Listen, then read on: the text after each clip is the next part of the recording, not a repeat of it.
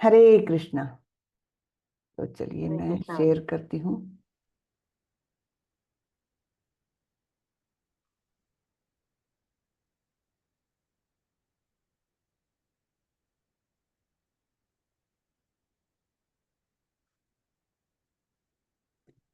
श्रीला प्रभुपाद की जय। ओम नमो भगवते वासुदेवाय। ओम नमो भगवते वासुदेवाय। ओम नमो भगवते वासुदेवाय। ओम अज्ञानतिमिरान्धस्य ज्ञानाञ्जनशलाकया चक्षुरुन्मिलितं येन तस्मै श्रीगुरवे नमः। श्रीचैतन्यमनोभीष्टं स्थापितं येन भूतले स्वयं रूपः कदा मह्यं ददाति स्वपदान्तिकं। वन्देऽहं श्रीगुरो श्रीयुतपदकमलं श्रीगुरुन् वैष्णवांश्च श्रीरूपं साग्रजातं सहगण रघुनाथान्वितं तं सजीवं साद्वैतं सावधूतं परिजनसहितं कृष्णचैतन्यदेवं श्रीराधा कृष्णपादान् सहगण ललिता श्रीविशाखान्वितांश्च। हे कृष्ण करुणा सिंधु दीनबंधु जगतपते गोपेश गोपिका कांत श्री राधा कांत नमोस्तुते। तप्त कांचन गौरांगी राधे वृंदावनेश्वरी वृषभानुसुते देवी प्रणमामि हरिप्रिये। नमो विष्णुपदाय कृष्णपृष्ठाय भूतले श्रीमते भक्ति वेदांत स्वामी इति नामिने। नमस्ते सारस्वती देवे गौरवाणी प्रचारिणे निर्विशेषाय शून्यवादी पाश्चात्य देशतारिणी। जय श्री कृष्ण चैतन्य प्रभो नित्यानंदा श्री अद्वैत गदाधर श्रीवासादि गौरभक्त वृंदा। हरे कृष्णा कृष्णा कृष्णा हरे हरे, हरे रामा हरे रामा राम रामा हरे हरे, हरे कृष्णा कृष्णा कृष्णा हरे हरे, हरे रामा राम राम हरे हरे। हरे कृष्णा सभी को। सभी का बहुत बहुत स्वागत है आज के सत्र में। तो देखते हैं हम पिछले अध्याय में रादर पिछले सत्र में हमने क्या क्या देखा है। तो पाठ 9 की समीक्षा, पिछला पाठ जो था पाठ 9। तो उसमें क्या देखा था हमने? 11वां अध्याय देखा था जिसमें विराट रूप का दर्शन कराया था भगवान ने। हाँ, तो वो विराट रूप ऐसा था कि जिसको देखकर पहले तो ये आश्चर्यचकित हुए, विचलित हुए और फिर अत्यंत भयभीत हुए। काल रूप देख करके भगवान का, है ना, याद है ना। तो इस प्रकार से उनके अर्जुन के मन में अनेक अनेक भावनाएं आई, आश्चर्य, विचलन और भयभीत होना, इस प्रकार से सारे ये आए। फिर उन्होंने यानी इस प्रकार से भगवान कृष्ण के मूल व्यक्तित्व के रूप में उनको स्थापित किया गया। पहले विराट रूप दर्शन किया और फिर चतुर्भुज रूप दर्शन किया। चतुर्भुज रूप दर्शन कराने का क्या मकसद है? ये है कि बहुत सारे लोग ये मानते हैं कि विष्णु या नारायण ही आदि देव है, आदि भगवान है और उन्हीं से सारे रूप निकले हैं, जैसे कृष्ण, राम इत्यादि नारायण से निकले हैं, ऐसे समझने वाले बहुत सारे पंथ हैं। तो उनको भी नलीफाई करने के लिए, उनको निगेट करने के लिए भगवान ने विराट रूप के बाद चतुर्भुज अपना रूप दिखाया और फिर उनका आदि रूप जो मूल रूप है उनका द्विभुज रूप, श्याम सुंदर रूप, वो दिखाया। उससे ये स्थापित हो गया कि भगवान के जितने भी रूप है उनका मूल कहाँ है? उनके द्विभुज रूप में, है ना। ये 11वें अध्याय में हमने देख लिया। और 10वें अध्याय में अर्जुन तो मान ही गए थे परम ब्रह्म परम धाम पवित्रम परमम भवान। लेकिन यानी परमेश्वर तो हो, लेकिन कैसे हो, साकार रूप में हो, ये भी 11वें अध्याय में पूरी तरह से स्थापित हो गया है कि द्विभुज चतुर्भुज रूप विराट रूप जो भी रूप आप लेंगे उनका आश्रय मूल जो है वो द्विभुज रूप में है। इस प्रकार से हमने देखा। फिर यहाँ पर बीच में अर्जुन बोलते हैं कि उनका विराट रूप देखने के बाद कि मैंने बहुत अपराध किए हैं आपके प्रति, अजान मतलब बिना जाने, आपको बिना समझे मैंने आपको हे कृष्ण हे यादव हे सखा इत्यादि संबोधनों से मैंने आपको संबोधित किया है। क्यों? क्योंकि मैं आपसे मित्र रूप से जुड़ा हुआ हूँ। तो आपके परम रूप को मैं नहीं जानता था, परम स्वरूप को मैं नहीं जानता था, इसलिए मैंने ये अपराध किया है, तो मैं क्षमा प्रार्थी हूँ। इस प्रकार से भी अर्जुन ने बोला है। और फिर अंतिमतः भगवान ने जो आखिरी श्लोक है, कौन सा है, कौन सा है वो श्लोक, बताइए कोई। 5 मत सूत्र दिए। हाँ, मत कर्म कृन् मत परमो मद्भावा संग वर्जितः निर्वैरः सर्वभूतेषु यस्य मामेति पांडव। बराबर ना।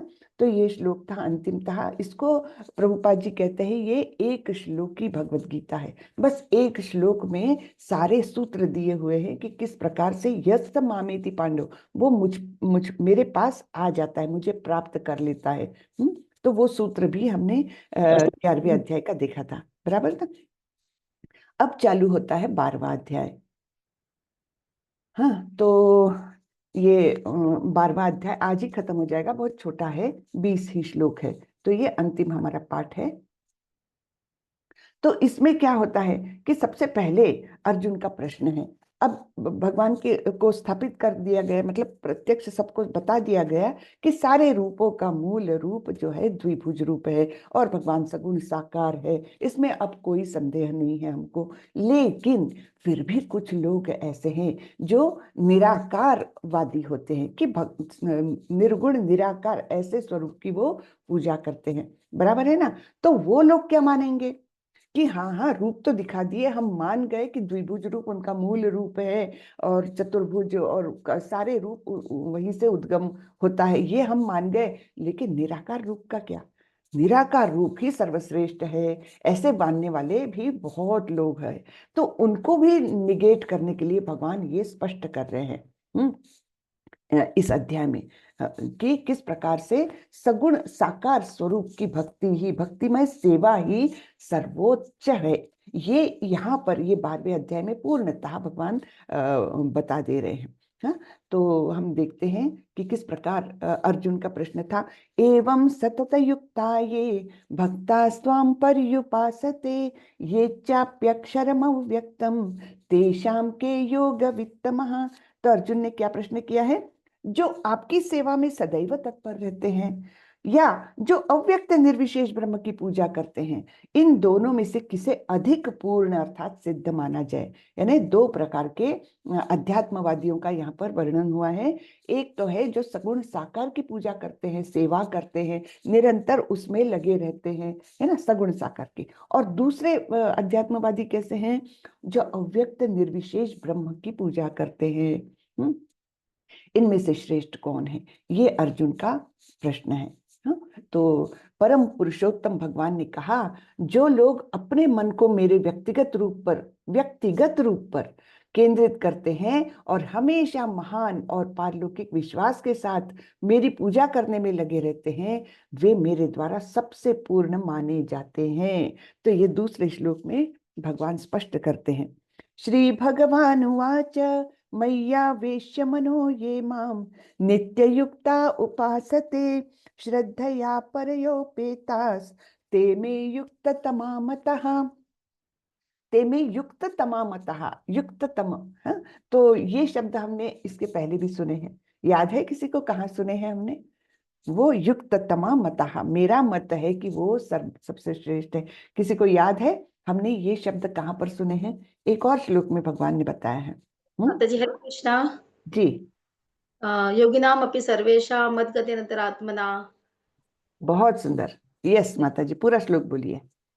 यो हम माता जी गाती हैं, योगिनाम अपि सर्वे मत गति मत्कृते रता नान्तरात्मना श्रद्धावान भजते यो माम समे युक्त तमामतः, है ना। तो ये श्लोक आया है, कौन से अध्याय में आया है माता जी? 6 में। करेक्ट, है ना। तो छठे अध्याय में हमने देखा था कि, बहुत अच्छे माता जी, थैंक यू। तो छठे अध्याय में हमने अष्टांग योग का दर्शन दिया था, पूरा सुना था। लेकिन भगवान ने वहां पर क्या किया, बताया है कि हाँ, सारे ये योग सब ठीक है, सब अच्छे हैं, सब मुझ तक ला सकते हैं आपको, लेकिन फिर भी सभी योगियों में सर्वश्रेष्ठ कौन है? जो अंतरंग रूप से मुझसे जुड़ा हुआ है। तो हाँ, हमने उदाहरण देखा था गोपियों का। अगर आप लोगों को याद है तो गोपियों का उदाहरण हम देखते हैं वहां पर, कि गोपियां कैसी थी, कि वो भगवान को भगवान मानती ही नहीं थी। यानी इतनी उनके रस में डूबी हुई थी कि उनका स्वरूप जो है उसको उनको समझने की जरूरत ही नहीं थी। वो उनके ही बारे में सोचती थी, उनको क्या पसंद है, क्या करने से उनको खुशी होगी, है ना। बस निरंतर यही भाव पूर्णतः, इसलिए वे युक्ततम मतः, ऐसा भगवान ने बोला हुआ है। तो ये देखिए यहाँ पर आया है समय युक्त तमो मता है, ये 6.47 श्लोक है जो माता जी ने बताया। बहुत अच्छे माता जी। हाँ, और यहाँ पर भी भगवान ने बोला है 12.2 में भी समय युक्त तमामता, है ना। तो यानी क्या है कि मेरा ऐसा मत है, मेरे द्वारा ये लोग परम सिद्ध माने जाते हैं।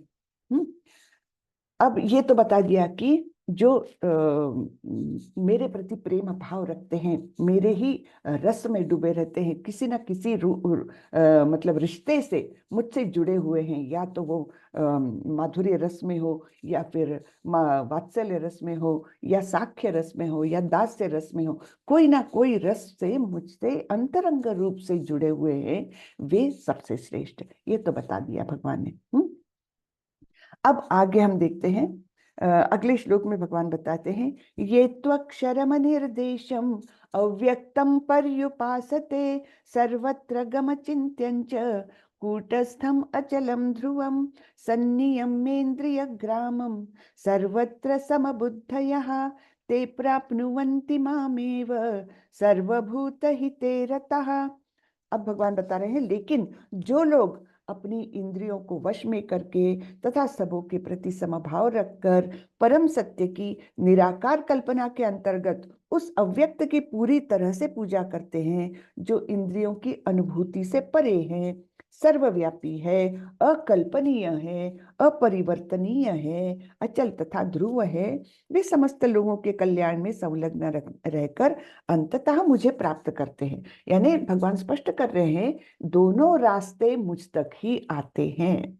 हम्म ये तो स्पष्ट हो गया। सगुण साकार की स्वरूप की आप पूजा करें, भक्ति करें, सेवा भाव से, है ना, सेवा करें, वो मार्ग भी मुझ तक आता है। और ये निराकार निर्गुण स्वरूप की पूजा करने वाले, जो इस प्रकार से इतना सारा उनमें कंडीशंस है, क्या है कि अपने इंद्रियों को वश में करना है उनको। अब जब हम सगुण साकार की पूजा करते हैं तो अपने आप ही ये सारी क्रियाएं हो जाती है। ये हमारे लिए बहुत अच्छा है ना। हम सगुण साकार की पूजा करते, भगवान को प्रसाद चढ़ाए बिना नहीं खाते, तो हमारी जिह्वा हमारे कंट्रोल में है ना। हमारे हाथ हम केवल भगवान की सेवा में कार्यरत रखते हैं, तो इधर उधर नहीं जाते, है ना। इधर उधर मन भटकता नहीं है, मन केंद्रित है सारी सेवाओं में। तब फिर मन यहाँ वहां नहीं जाएगा कि मुझे आज मूवी जाना है क्या, आज क्या हो रहा है मार्केट में, है ना। ये सब इस ओर हमारा मन जाएगा ही नहीं, क्योंकि मन में सतत भगवान का गुणानुवर्णन, स्मरण, चिंतन, ये सब होता रहता है। तो बाह्य चीजों से हमारा संपर्क वैसे ही, हमको विरक्ति वैसे ही आ जाती है। लेकिन इन लोगों की प्री कंडीशंस क्या है? जो निराकार निर्गुण के पूजा करते हैं, तो पहले तो उनको इंद्रियों को वश में करना है, सबके प्रति समभाव रखना है। जो भक्त है, वो तो अपने आप ही सबके प्रति समभाव रखेगा। क्यों? क्योंकि उसको पता है कि परमात्मा स्वरूप में सभी के हृदय में भगवान बसे हुए हैं, और सभी जीव भगवान के अंश है। तो इसलिए ये भी जो है, ये क्रिया अपने आप ही हो जाती है भक्तिमय सेवा के माध्यम से। फिर तीसरा क्या है? उस अव्यक्त की पूरी तरह से पूजा करते। ठीक है, हम सगुण साकार की पूजा करते हैं, लेकिन ये जो निराकार है वो इंद्रियों की अनुभूति से परे है, तो वो जरा कठिन हो जाता है। हम तो अच्छे से, हमारे पास विग्रह है, सुंदर सुंदर विग्रह है हमारे पास, जिनको हम सुंदर वस्त्र पहनाते हैं, सुंदर हार पहनाते हैं, फूल चढ़ाते हैं, है ना, सुगंध उनको देते हैं, अगरबत्ती का और फूलों का, है। तो ये सब हम प्रत्यक्ष करते हैं, लेकिन उनको वो सब कल्पना में करना होता है। हाँ, जो इंद्रियों की अनुभूति से परे हैं उनकी पूजा कैसे करेंगे, है ना। तो वे सर्वव्यापी है, अकल्पनीय है, अपरिवर्तनीय है ना, अचल तथा ध्रुव, ये सारी कंडीशंस इनके लिए हैं। तो ऐसे लोग भी मेरे पास ही आते हैं अंततः। हाँ, ये भगवान ने क्लियर कर दिया। अब आगे भगवान बोल रहे हैं, क्लेशोऽधिकतरस्तेषाम् अव्यक्ता चेतसाम अव्यक्ता ही गतिर्दुःखम देहवद्भिरवाप्यते। जिन लोगों के मन परमेश्वर के अव्यक्त निराकार स्वरूप के प्रति आसक्त है, उनके लिए प्रगति कर पाना अत्यंत कष्टप्रद है। देहधारियों के लिए उस क्षेत्र में प्रगति कर पाना सदैव दुष्कर होता है। तो भगवान ने ये स्पष्ट कर दिया कि यद्यपि दोनों मार्ग मुझ तक आते हैं, फिर भी ये दूसरा मार्ग है ना, ये कांटों से भरा है। अब हमको अगर यहाँ से दिल्ली जाना है तो हम कौन सा मार्ग अपनाएंगे? जो आसानी से जाए, मतलब अच्छा रास्ता हो, हाँ, रास्ते में कोई गड़बड़ी नहीं है, और अच्छा हाईवे है और सब कुछ सुविधाएं हैं रास्ते में, ऐसा हम रास्ता चुनेंगे। ना कि ऐसा रास्ता जो बीच बीच में कच्ची सड़क है ना, पता नहीं डकैत भी आ जाए, ऐसा रास्ता चुनेंगे कि हम पतन होने का जहाँ संभावना है। तो ये जो निर्विकार निर्विशेष की पूजा करने वालों का मार्ग है, ये ऐसा कांटों भरा मार्ग है। हाँ, कांटे धंस गए तो गाड़ी पंचर हो जाएगी, और कहीं डकैत आ गए तो और मुश्किल, है ना। तो ऐसे सब कांटों से भरा ये रास्ता है। क्लेशो अधिकतरस्तेषाम्, हाँ, अधिक क्लेश है ये रास्ते में। क्यों? क्योंकि हम स्वयं देहधारी है। हम केवल कल्पना मात्र में निर्गुण निराकार को ध्यान में रखे और पूरी तरह उनके प्रति समर्पित हो जाए, ये कठिन रास्ता है। और वहां एक्शन करने को कुछ नहीं है, सबसे बड़ी बात तो। हाँ, यहाँ पर हम तो सेवा में पूरा दिन लगा सकते हैं। हाँ, सेवा में उनके सामने बैठकर भजन गाइए, हरि कीर्तन करिए, कितना समय उसमें चले जाता है हमारा, है ना। बहुत सारा समय सेवा में हम पूरी तरह से उनके लिए भोग बनाते हैं, अलग अलग उनको चढ़ाते हैं, है ना, अलग अलग वस्त्र पहनाते हैं, अलग अलग पुष्प चढ़ाते हैं। तो ये सब क्रियाएं हैं, सेवा है ये, प्रत्यक्ष सेवा। वहां पर क्या है? प्रत्यक्ष सेवा कुछ नहीं, एक्शन कुछ नहीं है। तब क्या होता है, ज्यादा देर वहां पर आदमी टिक नहीं सकता है। हाँ, विदाउट एक्शन आदमी बोर हो जाएगा ना, होगा कि नहीं होगा। तो इसलिए वहां से पतन होने का बहुत ज्यादा चांस रहता है। कि एक, ठीक है, निराकार निर्गुण ब्रह्म की पूजा कर रहे हैं, ध्यान कर रहे हैं, लेकिन कितना देर करेंगे, कितना करेंगे, क्योंकि उसमें एक्शन नहीं है। हाँ, सेवा नहीं है, क्योंकि जीवेरा स्वरूप होए कृष्णेरा नित्य दास। तो सेवा करना ये स्थायी भाव है हमारा, किसी ना किसी की हम सेवा करते रहते हैं। आप अपने ही दिनचर्या में देखिए, तो एक एक क्षण हम देखते हैं कि हम किसी ना किसी की सेवा में लगे रहते हैं। तो भगवान की सेवा में सबसे अच्छा है। हाँ, वो तो हमारे नित्य स्वरूप है भगवान की सेवा करना।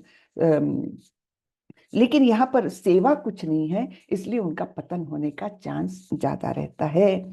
तो ये भगवान बता रहे हैं कि उनके लिए प्रगति कर पाना अत्यंत कठिन है। तो यही वाला श्लोक है, जिनके मन परमात्मा के अव्यक्त निराकार स्वरूप में आसक्त है, उनके लिए उन्नति बहुत ही कष्टदायक है। जैसे हमने अभी डिस्कस किया, देहधारी लोगों के लिए उस अनुशासन में प्रगति करना हमेशा कठिन होता है। कि हमारे पास तो देह है और भगवान के पास देह नहीं। हाँ, हमारे पास तो इंद्रिय है, भगवान के पास इंद्रिय नहीं, ऐसे कैसे हो सकता है? तो लोग ऐसे भगवत गीता पढ़ने के बाद भी ऐसे क्यों निर्विकार, आई मीन निर्विशेष ब्रह्म की पूजा की ओर आसक्त हो जाते? क्योंकि वो मिस इंटरप्रेट करते हैं कई चीजों को। जैसे 13वें अध्याय में आएगा, सर्वेंद्रिय गुणाभासम सर्वेंद्रिय विवर्जितम। तो इंद्रियों से विवर्जित, वो उनको इंद्रिया है ही नहीं। ये मतलब भगवत गीता के ही श्लोकों को मिस इंटरप्रेट करते हैं, उसी को ज्यादा महत्व दे देते हैं। और फिर क्या होता है, इस प्रकार से वे कई लोग भगवत गीता का आधार लेकर भी निर्विशेष की पूजा में लगे रहते हैं और ऐसे श्लोक कोट करते हैं। कई लोग ज्ञान मार्ग को सर्वश्रेष्ठ मानते हैं। क्यों?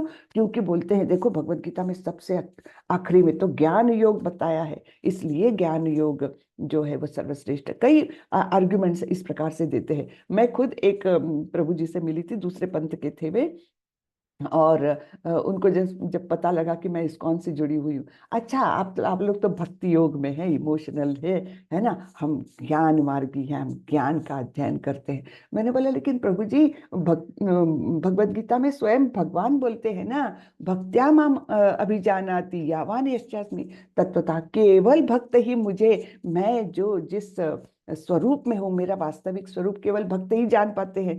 फिर यानी ज्ञान ज्ञान मार्ग को ऐसा नहीं बोला हुआ है, ज्ञान मार्ग कर्मयोग ये सब पूरक है इसके लिए। भक्त्या माम अभिजानाति हर बार करीबन हमने देखा था, कोई एक बुक में था, लिस्ट मैंने बना ली फिर उसकी, तो भक्ति ही सर्वश्रेष्ठ है ऐसे बताने वाले 71 श्लोक मिले थे। भक्त यानी 700 में से 71 श्लोकों में भक्ति भक्ति भक्ति भगवान ने बोला हुआ है।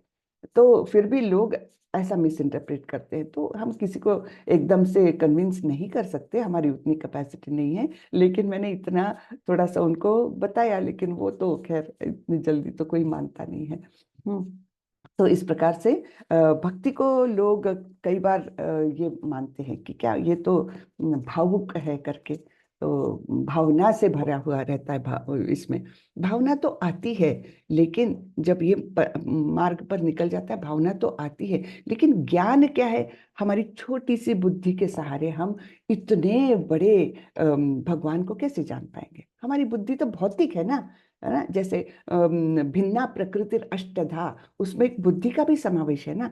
तो ये भिन्ना प्रकृति है, ये बहिरंगा प्रकृति का अंश है बुद्धि। तो इस बहिरंगा प्रकृति के माध्यम से हम भगवान को जान पाए, ये नहीं हो सकता।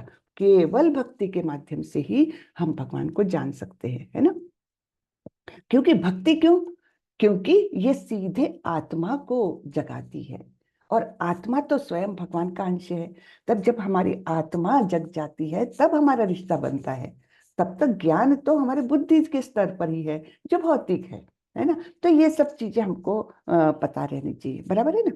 तो देहधारी लोगों के लिए उस अनुशासन में प्रगति करना हमेशा कठिन होता है।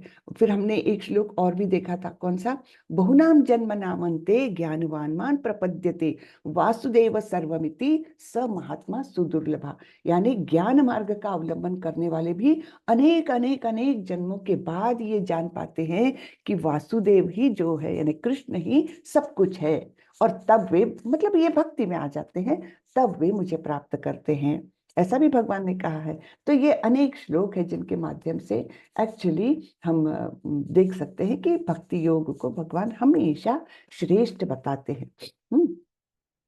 ठीक है। तो अब इसके बाद क्या है?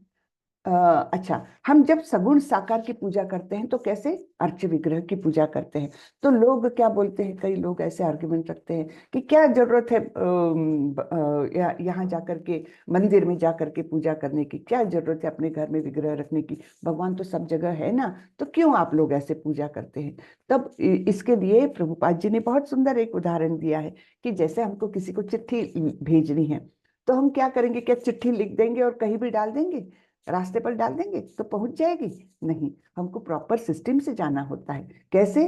कि हम पोस्ट ऑफिस जाएंगे, जो आवश्यक स्टैंप है कुछ है वो एनवेलप में लगाएंगे, और फिर वो प्रॉपर बॉक्स में डालेंगे, तब कहीं जाकर के वो चिट्ठी अपने स्थान पर, योग्य स्थान पर पहुंच सकती है।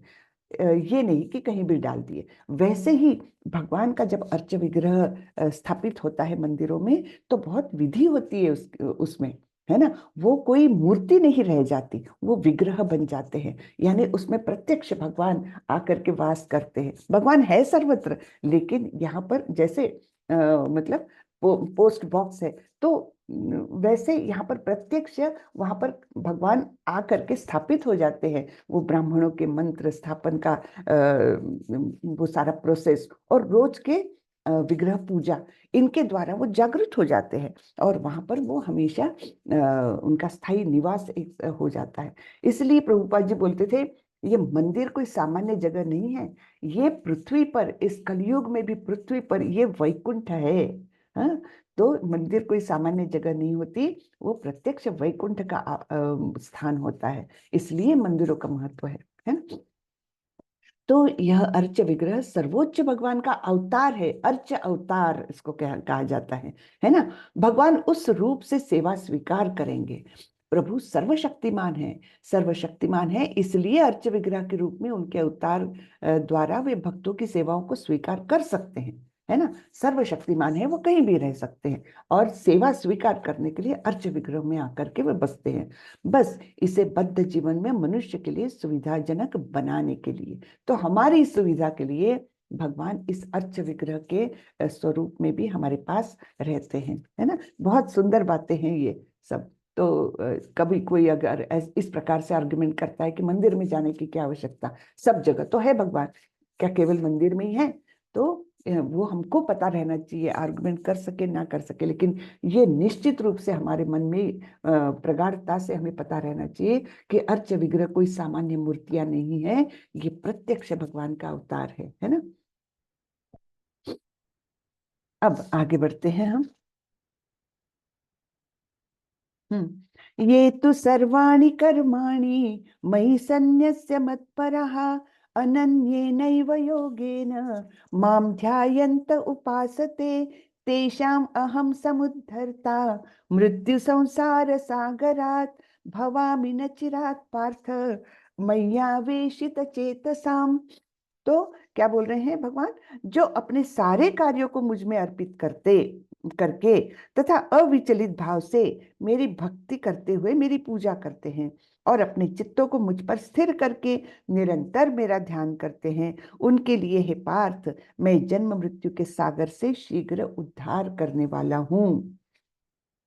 हाँ, तो जो ये सारी कंडीशंस बताई है, तो ऐसे लोगों को भगवान स्वयं आकर के इस मृत्यु रूपी मृत्यु सागर, क्या बोला है, मृत्यु संसार सागर, जिसको भव सागर भी कहा जाता है, उससे उद्धार करते हैं, है ना। ऐसा ही एक श्लोक आया था 7वें अध्याय में, याद होगा तो, है ना। दैवी हेषा गुणमयी मम माया दुरत्यया मामेव ये प्रपद्यन्ते मायाम एताम तरन्ति ते।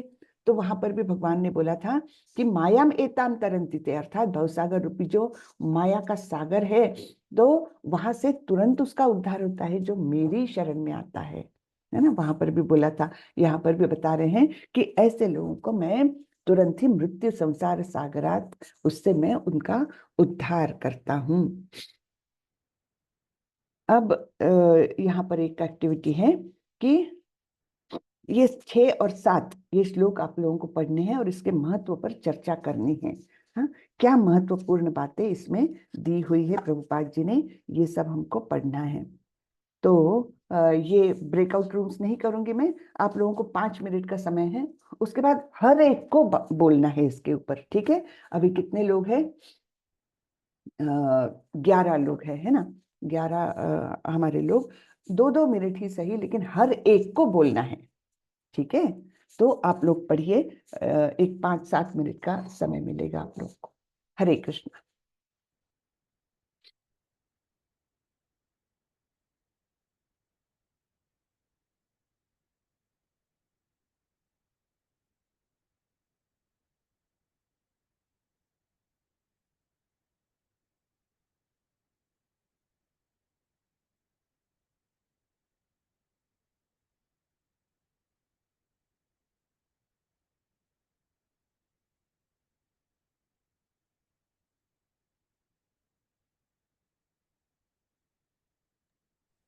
हरे कृष्णा। माता जी, 843288 के नाम से कोई क्लास में है तो प्लीज वो अपना नाम लिख लीजिए ताकि हमें पता रहे कि कौन डिवोटी है। हरे हाँ, कृष्ण।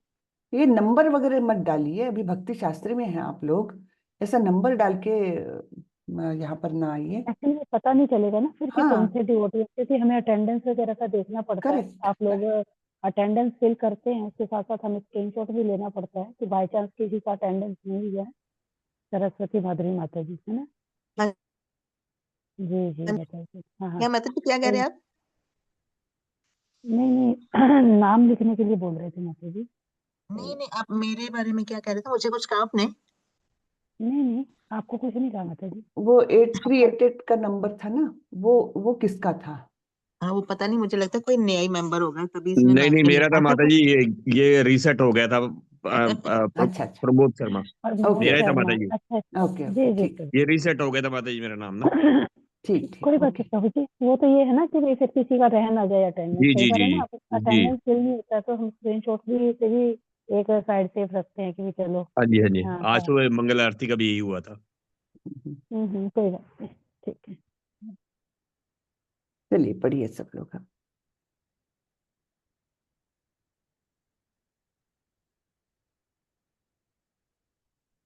आज क्लास पूरी है लगभग। 11।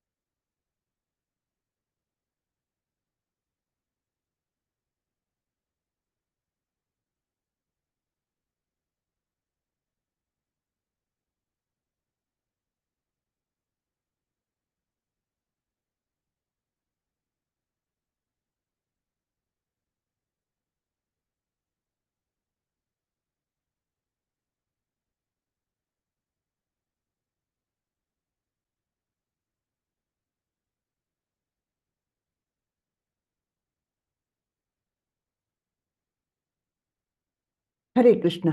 चलिए, हो गया सबका? माता जी 1 मिनट। जी।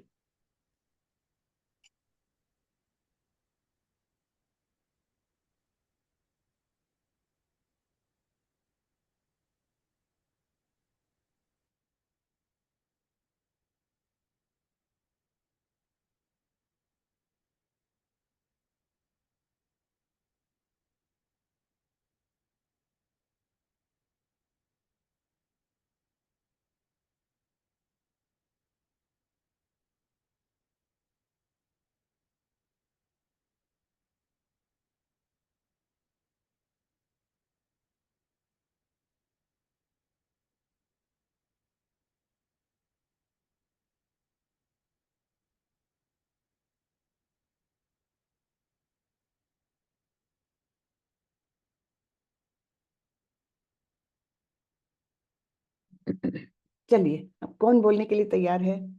सबको बोलना है, चाहे पॉइंट्स रिपीट हो कोई बात नहीं, लेकिन बोलना सबको हरे है कृष्ण थोड़ा माता थोड़ा। जी। जी प्रभु बोलिए। हाँ, इसमें भगवान बोल रहे हैं कि अगर कोई कृष्ण भावना भावित में अपने सारे कर्म को जो है मेरे को समर्पण करते हुए अगर वो काज करें तो इस भव सागर से जो है मैं उनको निकाल लूंगा और उनके जितने भी पूर्व के पाप हैं उनको भी मैं समाप्त कर दूंगा। जिस तरह कोई समुद्र में कितना कितने बड़े ही तैराक क्यों ना हो, अगर समुद्र में गिर गया हो तो वो खुद से नहीं निकल सकता जब तक कि उसको कोई बाहर से ना निकाले। तो उसी तरह से हम लोग भी भव सागर में गिरे हुए हैं और हम लोग अपने प्रयास से नहीं निकल सकते हैं। हम लोग बस कृष्ण भावना भावित में ही रहते हुए भगवान को हमेशा स्मरण करते हुए रहें, तभी हम लोग इस भव सागर से निकल सकते हैं। जी मतलब। बहुत सुंदर प्रभु, बहुत अच्छे पॉइंट्स बताए कि यहाँ पर जैसे पिक्चर दिखाया है, तो ये आदमी कितना भी प्रयास क्यों न कर ले, इसको किनारा नहीं मिल सकता है ना। आजू बाजू में भी अगर लोग तैरते होंगे तो वो भी तो डूब रहे हैं, तो वो भी कोई मदद नहीं कर सकते। मदद कौन कर सकता है? जो इस भवसागर से परे है। और वो कौन है? आध्यात्मिक जगत में कौन है?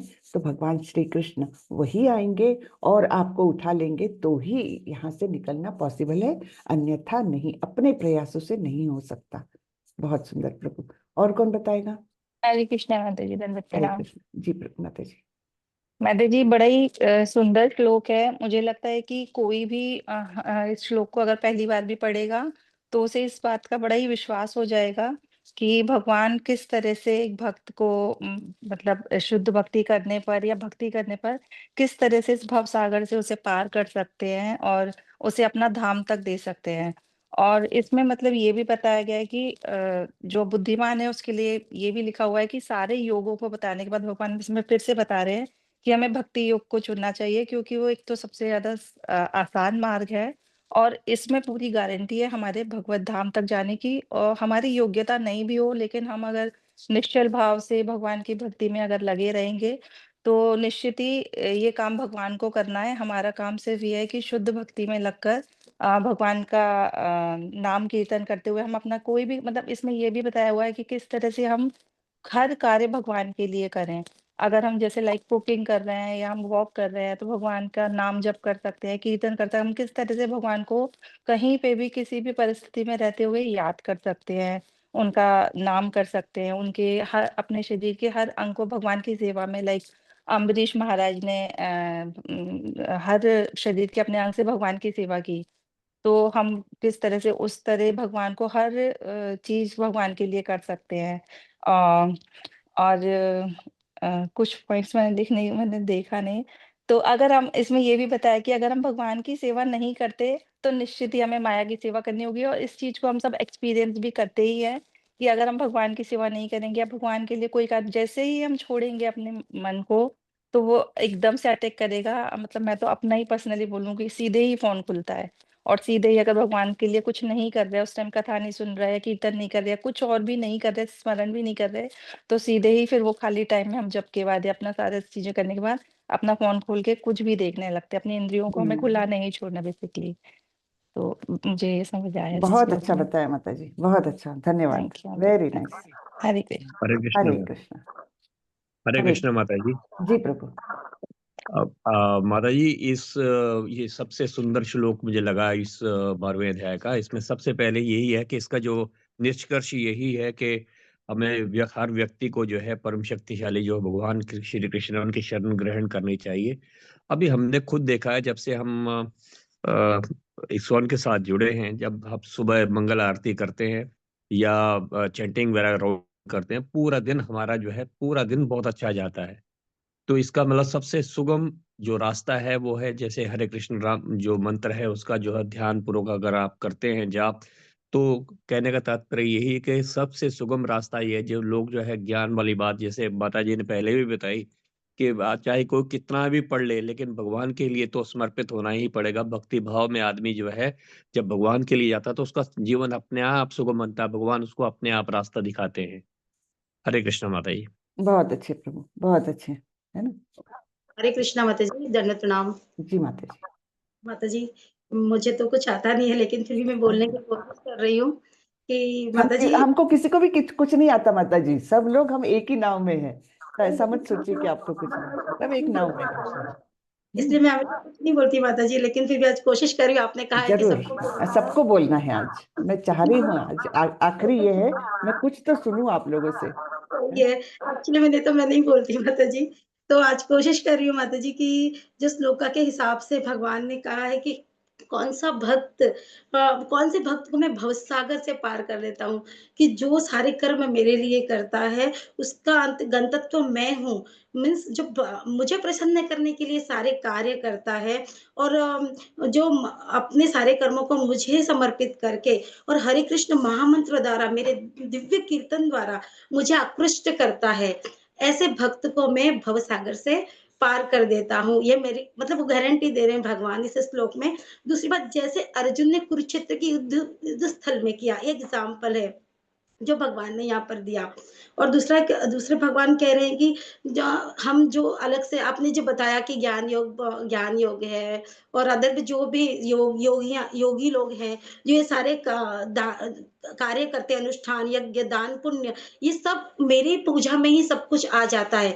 तो अगर हम ये सब कुछ करते हुए अगर हम भगवान को भजते हैं, तो भगवान हमारा भव सागर से उद्धार कर देते हैं, जब मैं मृत्यु संसार सागरात। बहुत अच्छे माता जी, इतना अच्छा तो बोला आपने, और हमेशा बोलती नहीं है आप। बहुत अच्छा अच्छा। अच्छा, मेरे आगे भी इसीलिए थोड़ा सा टेंशन होता है माता जी, और कुछ नहीं नहीं, नहीं। टेंशन क्या है। टेंशन कुछ नहीं है, भक्ति में कोई टेंशन नहीं। हाँ, हम सब लोग एक साथ ही प्रयास कर रहे हैं, तो तो, है ना। हरे तो कृष्णा, बहुत अच्छे। और कौन बोलेगा? बोलना सबको है, पहले बोलिए बाद में बोलिए, लेकिन बोलना है सबको आज। हरे कृष्णा माता जी। हरे कृष्णा दंडवत जी। प्रणाम, श्रील जी प्रभुपाद की जय। माता जी, ये जो श्लोक है, एक तरह से ऐसा लगता है कि भक्ति का जैसे सार जैसा इसमें मिल रहा है हमको। और श्लोक के अनुवाद में जैसे देखें तो चार चीजें यहाँ पे बोली गई हैं, जैसे कि जो अपने सारे कार्यों को मुझ में अर्पित करके, मतलब जो भी हम कार्य करें भगवान की प्रसन्नता के लिए, उनकी संतुष्टि के लिए करें। ये पहला पॉइंट है इसमें। फिर दूसरा, अविचलित भाव से मेरी भक्ति करते हुए मेरी पूजा करना, मतलब हमारा जो एकाग्रता है, या कहना चाहिए कि ऐसा नहीं कि कभी कर रहे हैं कभी नहीं कर रहे हैं, निरंतरता, मतलब हमेशा लगे रहें। और फिर अपने चित्तों को मुझ में स्थिर करके निरंतर मेरा ध्यान करते हैं, मतलब हमारा जो ध्यान है, चेतना है, वो भगवान में बना रहे। और तो भगवान कह रहे हैं कि जो ऐसा करेगा उसको मैं जन्म मृत्यु के सागर से शीघ्र उद्धार कर दूंगा। और तात्पर्य में प्रभुपाद जी बताते हैं कि जो दूसरे अन्य मार्ग हैं उसमें जो उस मार्ग का जो साधक रहता है उसको खुद के एक प्रकार से उसका जो प्रयास है उसी के ऊपर वो निर्भर है, वो कितना कर पा रहा है। लेकिन भक्ति में भगवान खुद ये गारंटी दे रहे हैं कि अगर कोई ऐसा करेगा तो मैं उसका उद्धार करूंगा। उसके खुद के ऊपर नहीं है, परंतु भगवान ये एक तरह से जिम्मेदारी ले रहे हैं या आश्वासन दे रहे हैं कि मैं उसका उद्धार कर दूंगा। तो ये हमारे लिए बहुत ही एक मतलब संबल वाली चीज है कि भगवान ये गारंटी दे रहे हैं, नहीं तो हम लोग क्या कर पाएंगे। तो ये माता जी समझ में आ रहा था। बहुत हरे सुंदर, बहुत सुंदर। तो सबसे अच्छी बात यह है कि भगवान गारंटी दे रहे हैं, क्योंकि भगवान तो हमसे भी ज्यादा आतुर है हम लोगों को वहां ले जाने के लिए। हम जितने आतुर नहीं है उससे ज्यादा भगवान आतुर है। हम तो मूर्खता में अपने भवसागर में बस भौतिक चीजों में लिपटे हुए उसी को सुख मान करके यहीं पर पड़े हैं। लेकिन भगवान चाहते हैं कि सारे ये बद्ध जीव जो है, जो इतने कष्ट झेल रहे हैं, उनको किसी भी तरीके से यहाँ पर ले आऊं, है ना। तो बहुत सुंदर बात कही कि भगवान गारंटी दे रहे हैं, भगवान आतुरता से बोलते हैं, मैं ले आऊंगा, मैं गारंटी ले रहा हूँ, है ना। तो यह आतुरता भगवान की ओर से है। बहुत अच्छे। हरे कृष्ण। और कौन बोलेगा? बोलना सबको है, एक के बाद एक बोलते जाइए। माता जी हरे कृष्ण। हरे कृष्ण। हाँ माता जी, मैंने कुछ लिखा है उसको पढ़ा लेता हूँ। जी जी। इसमें ये है कि माता जी कि भगवत गीता में ये जो 12 अध्याय है, श्री कृष्ण उस भक्ति योग को अपना श्रेष्ठता का प्रतिपादन करते हैं। श्लोको 12:100-12:7 में भगवान शुद्ध भक्ति का स्वरूप और उसका फल स्पष्ट करते हैं। श्रील प्रभुपाद के तात्पर्य के अनुसार जो भक्त अपने समस्त कर्म भगवान श्री कृष्ण को अर्पित करते हैं, उन्हें ही जीवन का परम लक्ष्य मानकर अत्यंत अनन्य भाव से उनकी सेवा करता है, वही शुद्ध भक्त कहलाता है। ऐसे भक्त को ज्ञान या योग के कठिन मार्गों द्वारा मुक्ति प्राप्त करने का अलग से प्रयास नहीं करना पड़ेगा, क्योंकि भगवान स्वयं उससे उद्धार की जिम्मेदारी लेते हैं। इन श्लोक में का महत्व उदाहरण से और अधिक स्पष्ट होता है। जैसे कोई व्यक्ति गहरे और प्रचंड समुद्र को अपने बल पर तैरकर पार करना चाहे तो उसे डूबने की संभावना अधिक रहती है, परंतु यदि वही व्यक्ति एक सुदूर जहाज में बैठकर अनुभवी नाविक के शरण लेते हैं तो वही नाविक उसे सुरक्षित तट पर पहुंचा देता है। उसी प्रकार जीवात्मा अपनी सीमित शक्ति से जन्म मृत्यु के संसार सागर को पार नहीं कर सकती, किंतु जब वो भगवान कृष्ण की शरण लेकर भक्ति योग में स्थित हो जाती है, वो भगवान स्वयं उस जीव को संसार बंधन से पार कर लेता है। श्रील प्रभुपाद भी बताते हैं कि त्रिगुण ब्रह्म की उपासना देवदारी जीव के लिए कठिन और कष्टदायक है, जबकि साकार श्री कृष्ण की भक्ति स्वाभाविक और सरल होता है। इसलिए यह सिद्ध करते हैं कि भक्ति योग ही सबसे सुरक्षित और प्रभावी मार्ग है।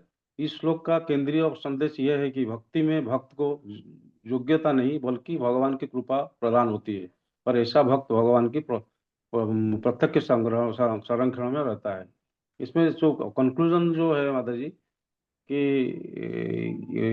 ये श्लोक जो है सिद्ध करते हैं कि शुद्ध भक्ति का द्वारा भगवान स्वयं भक्त का उद्धार करते हैं और उसे जन्म मृत्यु के संसार सागर से मुक्त करते हैं।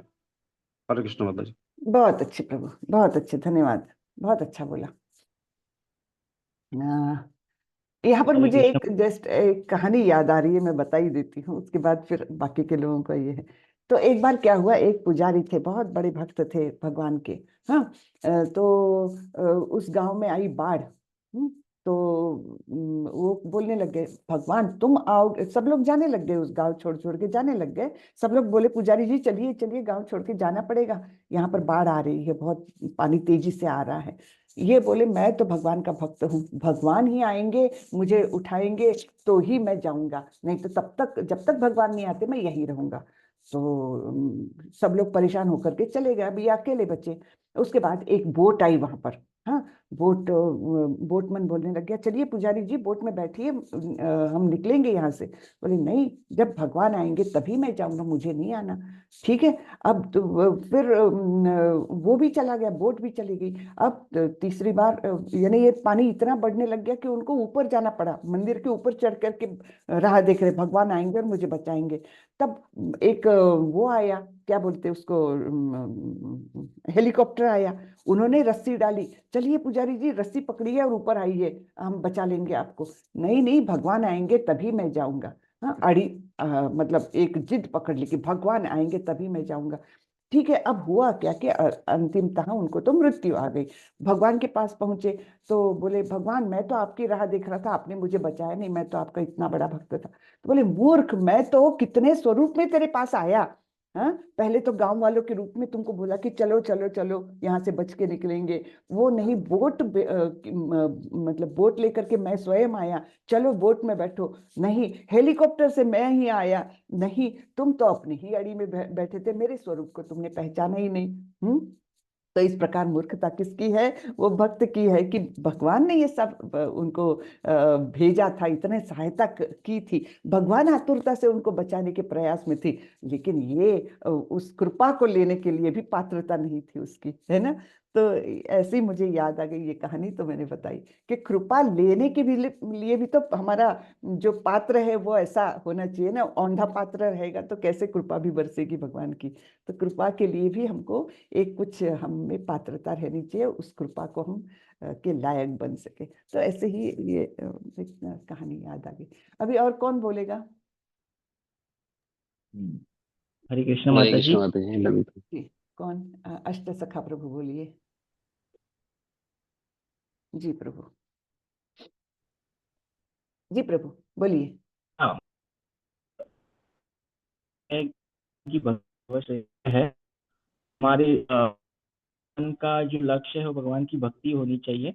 हम जो भी कार्य करें वो भगवान के लिए करना चाहिए, वो भगवान को खुश करना है, और ये बहुत आसान है। इसके लिए सिर्फ आपको सुनाई थोड़ा दे ब्रेक रहा हो है रहा माता है, जी? आवाज आवाज बहुत ब्रेक हो रही है। हरि बोल। आवाज ब्रेक होकर के आ रही है, अच्छा। लेकिन बीच बीच में कुछ अ, नहीं। सुनाई दे रहा है माता जी? हाँ, हरि बोल। हाँ बोलिए प्रभु। हाँ, तो वो भगवान ने कहा है कि हमारी जिंदगी का जो मिशन है वो भगवान को खुश करना है, और वो ये बहुत आसान प्रोसेस है। इसके लिए सिर्फ भगवान की चैंटिंग ही काफी है। भगवान की चैंटिंग करके हम भगवान को खुश कर सकते हैं, और जो भक्त है उसको और किसी योगा की जरूरत नहीं है। वो सिर्फ भगवान की भक्ति करके ही सब कुछ बाकी योगों से जो प्राप्त होता है वो प्राप्त कर सकते हैं करके।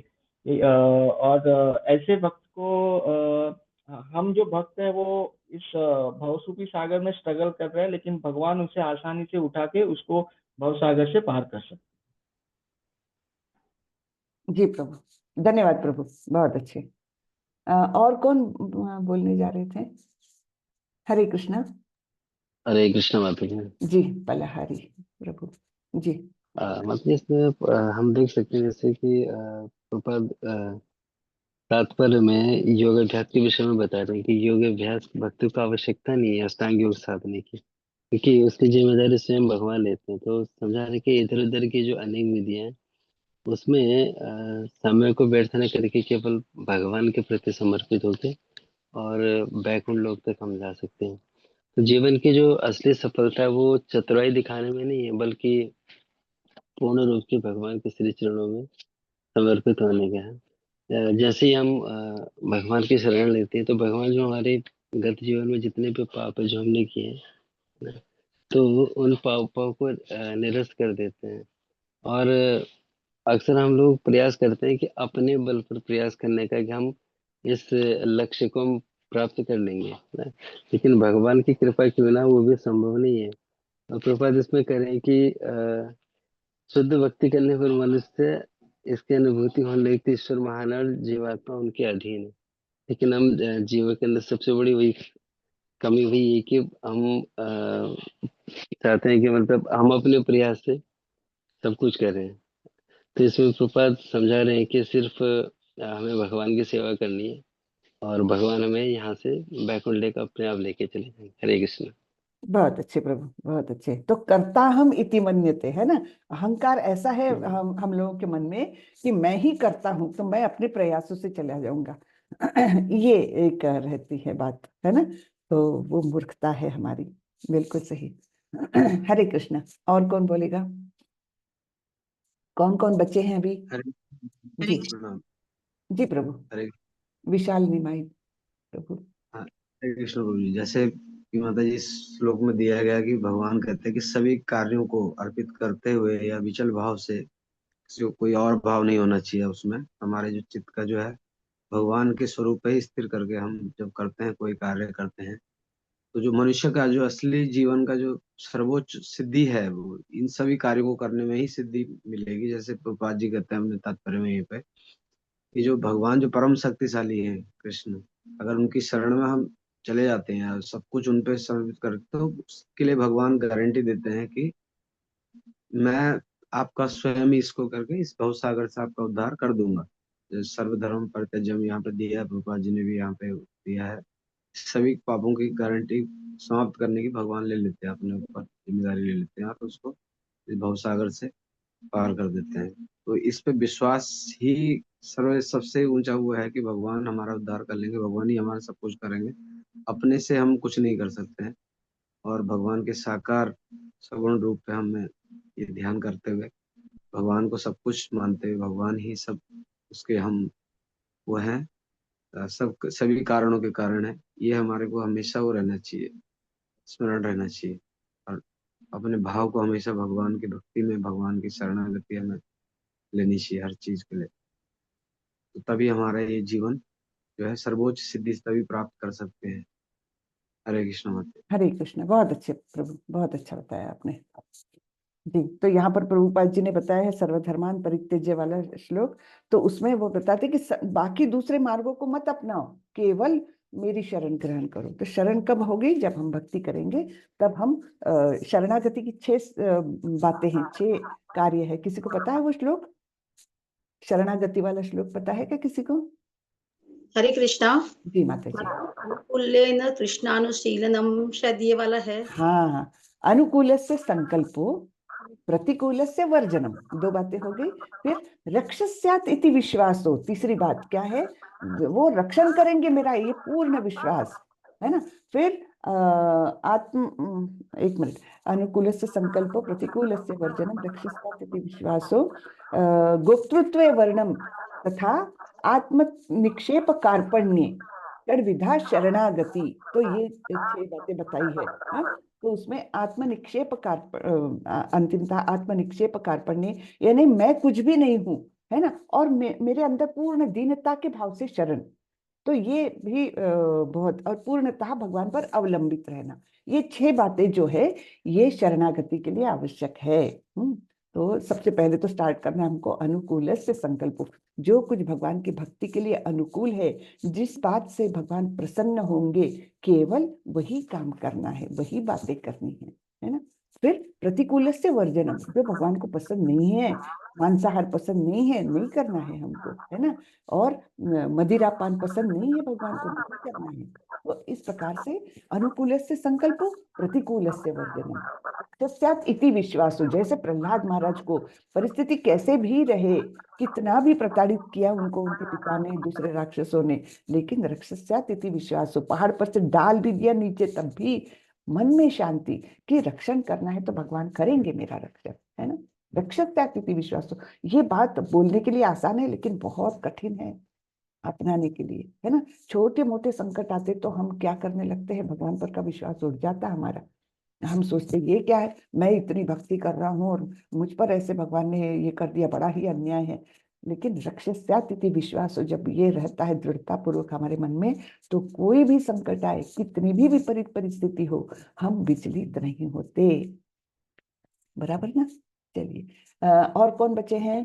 अंजलि दीक्षित माता जी बची है मुझे लगता है। माता जी मैं भी हूँ। हाँ आप भी है, बोलिए माता जी। हरे कृष्णा माता जी। हाँ ये सरस्वती माता जी बोल रही है। माता जी एक्चुअली मैंने 2-3 बार पहले भी ट्राई किया तो म्यूट होता है तो वो रह जाता है, उसमें कोई और बोल जाता है। अच्छा अच्छा, बोलिए माता जी। हरे कृष्ण माता जी। हरे कृष्ण, बोलिए। माता जी इसमें तो इस श्लोक में भगवान ने अपनी इम्पोर्टेंस, अपनी भक्ति की इम्पोर्टेंस बताई है कि भक्तों को कैसे उनकी भक्ति करनी चाहिए। और क्योंकि भक्ति योग ही सर्वश्रेष्ठ है, तो भगवान ने बड़े सिंपल वे से बताया है कि अपने मन को, जैसे गोपियां करती थी, अपने मन को हमेशा भगवान में लगा के अपने सारे काम भगवान करती थी, और सारा मतलब भगवान में उनका चिंतन रहता था पूरा कि और यही भगवत धाम जाने का भी मार्ग यही है कि क्योंकि भक्ति करने से ही मनुष्य सभी कार्यों को उनको अर्पित करके अपना मन सदैव भगवान में स्थिर करके, और निष्काम भक्ति करने से कि हमें कोई फल की इच्छा नहीं करनी चाहिए, जो भी हम कार्य करें भगवान के लिए कर रहे हैं, कि हमें उसके बदले में कुछ चाहिए नहीं।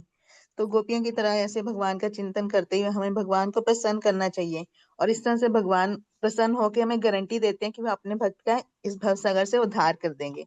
तो भक्त को इस बात की चिंता नहीं रहती कि हाँ मेरा इस संसार से जाने के बाद क्या होगा, क्योंकि उसको भगवान पे पूर्ण विश्वास होता है, भगवान के वचनों पे पूर्ण विश्वास है कि भगवान उसका उद्धार करेंगे। तो उसके लिए उसको अष्टांग योग साधने की भी जरूरत नहीं पड़ती, क्योंकि उसे पता है कि वह भगवान की भक्ति कर रहा है, भगवान की शरण में है, तो भगवान अपने भक्त का स्वयं उद्धार करेंगे, भगवान उसका हाथ पकड़ के उसको ले जाएंगे अपने पास, अपने धाम में। तो भगवान को, जैसे उसको भगवान के वचनों पे पूर्ण विश्वास है, हमें वैसे ही जैसे एक छोटे बच्चे को अपने पेरेंट्स पे विश्वास होता है कि वो उसकी रक्षा करेंगे, उसको चिंता नहीं होती अगर वो अपने पेरेंट्स के साथ जा रहा है कहीं भी। तो हमें भी जैसे भक्त को भी भगवान के ऊपर पूर्ण विश्वास है कि भगवान उसे अपने उसकी रक्षा करेंगे, उसके भवसागर से में डूबने नहीं देंगे, उसका उद्धार करेंगे। तो मतलब यही भक्ति का सरल मार्ग भी यही है कि भगवान का चिंतन करते हुए हमें हर कार्य भगवान को अर्पित करते हुए करना चाहिए, और उसके लिए उन्होंने भगवान ने अपनी सेवा के लिए अपने अर्चय विग्रह दिए हैं। तो अर्चय विग्रह के रूप में भगवान हम सबको स्वीकार करते हैं, उनकी हमारी भक्ति सेवा सब स्वीकार करते हैं। तो इसलिए हमें भगवान के अर्चय विग्रह को स्वयं साक्षात भगवान मानने, क्योंकि वो भगवान है ही है। तो उनको भगवान की तरह उनकी सेवा करके, हमें भगवान को हर कार्य अर्पित करके उनकी सेवा करके मन से अपना हर कार्य करते हैं। जैसे हम हरि नाम कीर्तन करते हैं, हरि नाम जप करते हैं, तो हरे कृष्ण महामंत्र करते हुए हमें हर कार्य करना चाहिए, और भगवान का चिंतन करते हुए हमें हर कार्य भगवान को अर्पित भी करना चाहिए, और इससे भगवान प्रसन्न होते हैं तो हमारा उद्धार करें। बहुत बढ़िया, बहुत अच्छे माता जी, धन्यवाद। अभी कौन बोलेंगे? अंजलि माता जी बोलेंगे। हरे कृष्णा माता जी। हरे कृष्णा। जी जी माता माता जी, ये श्लोक पढ़ के ऐसा लग रहा है कि जैसे भगवान हमारा वेट करने के लिए बाहर खड़े हुए हैं। क्या बात इस है, माया बहुत जंजाल अच्छी। के थोड़े से बाहर है, पर हम अपने कर्मों से इस जंजाल में फंसे हुए हैं। उसका वो ऑप्शन दे रहे हैं कि हम हर एक कर्म, जो उन्होंने रिस्पॉन्सिबिलिटी अपन को संभलवाई है, वो एक कर्म करते हुए भगवान को याद अगर अपन करें, तो वो धीरे धीरे अपन इस माया जंजाल से बाहर निकल सकते हैं। जन्म मरण के चक्र से अपन बाहर निकल सकते हैं और वो अपन को ले लेंगे। जी जी जी, बहुत सुंदर, बहुत अच्छी बात बताई माता जी। ये एक्चुअली एक आचार्य ने लिखा भी है कि भगवान कितनी आतुरता से हमारी राह देख रहे हैं, कि जैसे एक पिता अपने बच्चों की राह देखता है कि बच्चे आएंगे, ये सोच करके वो ऐसे टहलते हुए खिड़की में से बार बार झांकते हुए आए क्या कोई, है ना। इस प्रकार से जो आतुरता रहती है एक पिता के हृदय में, वैसी ही आतुरता भगवान के हृदय में है कि कब ये मेरे बद्ध जीव जो यहाँ पर पड़े हुए हैं वो कब आएंगे मेरे पास। हाँ? तो उतनी ही आतुरता से वो प्रतीक्षा कर रहे हैं एक्चुअली। ये बहुत सुंदर बात बताई माता जी आपने, बहुत अच्छे। हरे कृष्णा। देखिए, एक से बढ़कर एक लोग बोल रहे हैं, और नहीं तो क्लास एकदम चुपचाप रहती है, और मुझे बड़ा दुख होता है कि कोई बात ही नहीं करता। और कौन बच्चे हैं, कौन बोलने के बच्चे हैं, बताइए। सबका हो गया टर्न? हाँ, मुझे लगता है सबका हो गया है। ठीक है, सुधा मुखी माता जी आपने बोला ना? प्रभु जी ने बोला था। प्रभु जी ने बोला था, अच्छा ठीक है, चलिए।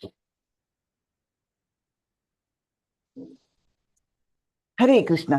तो बड़ा अच्छा आप लोगों का ये रहा, चर्चा रही, बहुत अच्छा, सबने पार्टिसिपेट किया, अच्छा लगा मुझे। हरे कृष्णा। तो आगे बढ़ते हैं, चलिए। व्यक्ति को आत्म साक्षात्कार की अन्य सभी प्रक्रियाओं को छोड़ देना चाहिए और केवल कृष्ण भावनामृत में भक्ति सेवा करनी चाहिए। यह व्यक्ति को जीवन की उच्चतम पूर्णता तक पहुंचाने में सक्षम बनाता है। इसलिए व्यक्ति को आध्यात्मिक अनुभूति में स्वयं को देने का व्यर्थ प्रयास नहीं करना चाहिए, है ना। कि आध्यात्मिक अनुभूति में वो करने की जरूरत नहीं है, ऐसे व्यर्थ प्रयास नहीं करने चाहिए, केवल सेवा करनी चाहिए, बाकी अपने आप होगा। सभी को परम सर्वशक्तिमान भगवान कृष्ण की शरण लेने दे, यही जीवन की सर्वोच्च पूर्णता है। तो ये अनुभूति कैसे कैसे करने को देखते हैं लोग, जैसे जप करते हैं ना, तो बिल्कुल आर्टिफिशियल वे में वो सोचते हैं कि अब मेरे आंखों के सामने मूर्ति दिख रही है और वो बहुत प्रसन्न हो रहे हैं भगवान मेरी वो सुन करके। ये सब आर्टिफिशियल क्रियाएं हैं। हमको क्रिया क्या करनी है जप करते समय? केवल बोलना है, ध्यान से सुनना है, बाकी आगे का भगवान अपने आप करते हैं। उसमें हमने प्रयास बिल्कुल नहीं डालना चाहिए कि आंखों के सामने कुछ आ रहा है मुझे, और मतलब आंखों से आंसू आ रहे हैं मेरे, ये सब आर्टिफिशियली बिल्कुल नहीं करना चाहिए। ये जब होगा वो परम अनुभूति, वो अलग बात है। लेकिन हम अभी उस लेवल पर बिल्कुल नहीं है, इसलिए उसका प्रयास नहीं करना चाहिए, नहीं तो हमारा जो मार्ग है ना उसमें अवरोध निर्माण हो जाते हैं। तो 12वें अध्याय का हम थोड़ा सा सिंहावलोकन करते हैं। अवैयक्तिकता पर भक्ति, 1 से 7 तक बताया है। भक्ति के प्रगतिशील चरण, अब ये सब इसमें बताए हैं कि अनन्य भक्ति क्या है। फिर उसके बाद जैसे 8वें श्लोक में अनन्य भक्ति के बारे में बताया है। मय्येव मनाधस्त्वं मयि बुद्धिम निवेशया निवसिष्यसि मय्येव अत ऊर्ध्वं न संशया। ये अनन्य भक्ति का वर्णन किया है। उसके अगले श्लोक में भगवान ने साधना भक्ति के बारे में बताया है 9वें श्लोक में, कि अगर अनन्य भक्त नहीं हो सकते कोई बात नहीं, साधना भक्ति को अपनाओ। साधना क्या होती है? जैसा गुरु ने बोला है, मुझे समझता नहीं है, मेरी उसमें श्रद्धा नहीं है, फिर भी केवल गुरु ने बोला है तो मैं बिल्कुल शब्दशः वैसा ही करने का प्रयत्न करूंगी। उससे धीरे धीरे धीरे वो अनन्य भक्ति की ओर मैं बढ़ सकती हूँ। साधना भक्ति, ठीक है। तो दूसरी स्टेप हुई साधना भक्ति। तीसरी स्टेप क्या है? ये भी नहीं कर सकते, कोई बात नहीं, मेरे लिए कर्म करो, यानी निष्काम कर्म योग के बारे में बताया है 10वें श्लोक में। हाँ? फिर 11वें श्लोक में भगवान ने बताया है निष्काम कर्म योग नहीं कर सकते, यानी पूर्णतः कर्म मुझ पर समर्पित करके उसका कर्म फल की आसक्ति नहीं है, ये नहीं कर सकते, कोई बात नहीं, सकाम कर्म करो।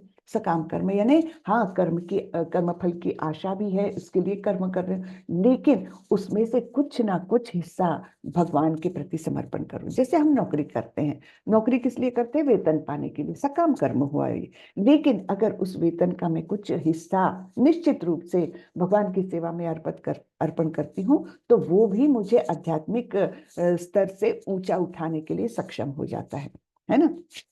ये 11वें श्लोक में बोला।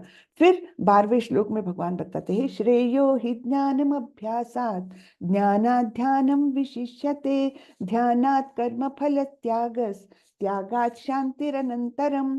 तो ये भी अभ्यास नहीं कर सकते तुम, तो क्या करो? तो ज्ञान के अनुशीलन में लग जाओ, और लेकिन ज्ञान से तो ध्यान श्रेष्ठ है, तो ध्यान में लग जाओ। ध्यान से श्रेष्ठ सकाम कर्म, जो हमने पिछले श्लोक में देखा। इस प्रकार से ये हायरार्की जैसे स्टेप बाय स्टेप भगवान ने बताया है। ये नहीं कि तुम एकदम से अनन्य भक्त हो जाओ तो ही मैं देखूंगी, नहीं, ये भी स्टेप्स तुम अपनाओगे तो धीरे धीरे हो जाओगे तुम अनन्य भक्त, ये बता रहे हैं। हाँ, तो ये भक्ति के प्रगतिशील चरण बताए भगवान ने 8 से लेकर 12 तक। फिर 13 से लेकर 20 तक के जो श्लोक है उनको कहा जाता है प्रियाष्टक।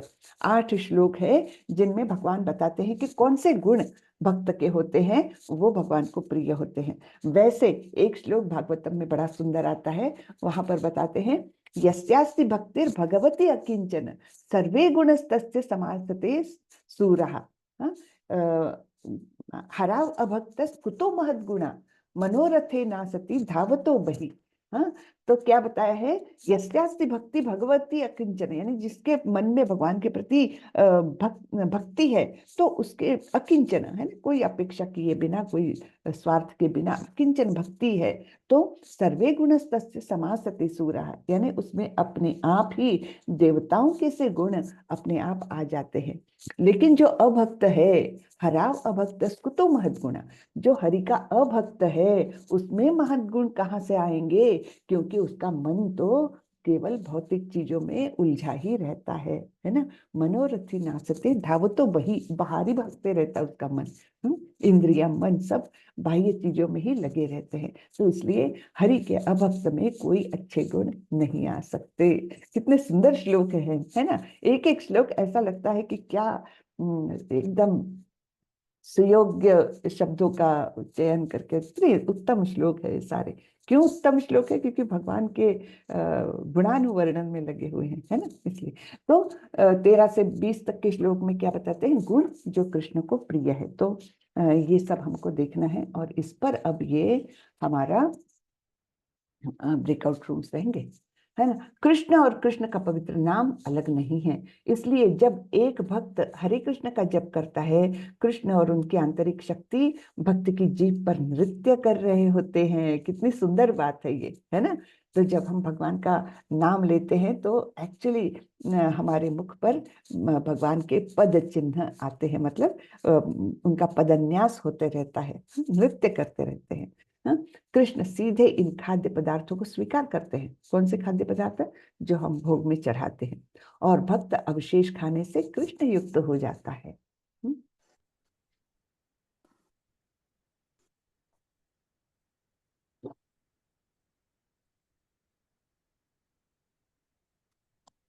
तो यहाँ पर 1 मिनट में थोड़े से आगे के वो देख लेती हूँ। मेरे को लगता है यहाँ पर एक ब्रेकआउट रूम्स का ये प्रावधान है, मैं जस्ट चेक करती हूँ।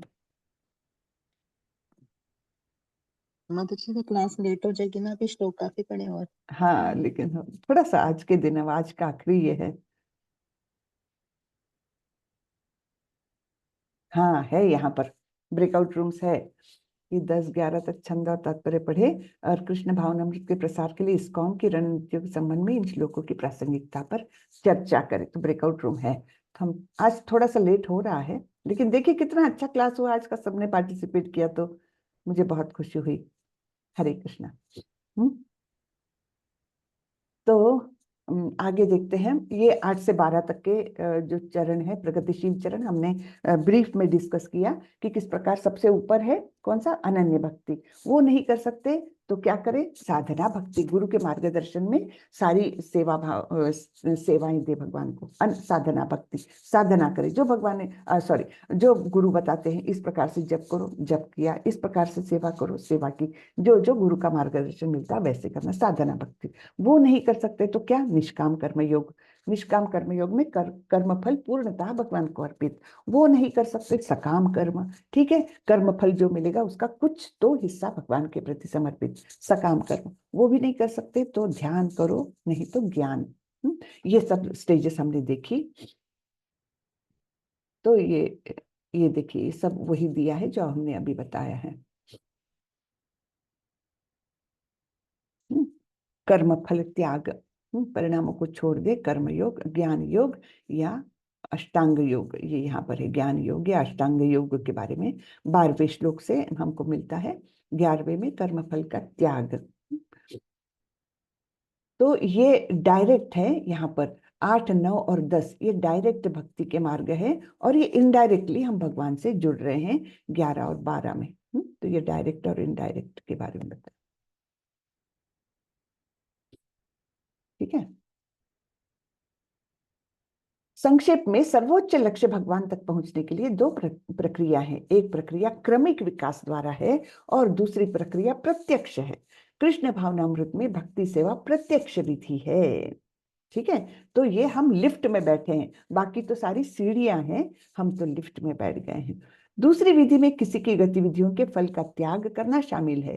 तब कोई ज्ञान की अवस्था में, फिर ध्यान की अवस्था में, फिर परमात्मा को समझने की अवस्था में, और फिर परम पुरुष भगवान की पुरुषोत्तम भगवान की अवस्था में आ सकता है। तो ये 12वें श्लोक के तात्पर्य में दिया हुआ है।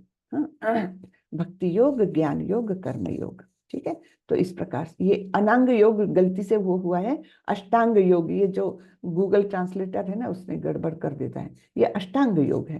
हाँ, तो कर्म योग, ज्ञान योग, अष्टांग योग, भक्ति योग। चलिए, तो एकदम ब्रीफ में हम ये ग्रुप डिस्कशन कर लेते हैं। 10 और 11 तक के छंद पढ़े, छंद और तात्पर्य पढ़े, और कृष्ण भावना, ये देखिए ये एक्चुअली 8 से 12 बोला है, नहीं 8 से 12 नहीं, ये गलत टाइटल है। ये हमको अब गुण के बारे में बताना है। इन श्लोकों की प्रासंगिकता पर चर्चा करें। चलिए, वैसे ही कोई बोलने के लिए तैयार हो तो चलेगा, 1-2 लोगों का डिस्कशन कर लेते हैं, ज्यादा नहीं है टाइम हमारे पास। तो ये जो गुण बताए हैं 10 और 11 में, देख लीजिए कौन से गुण हैं।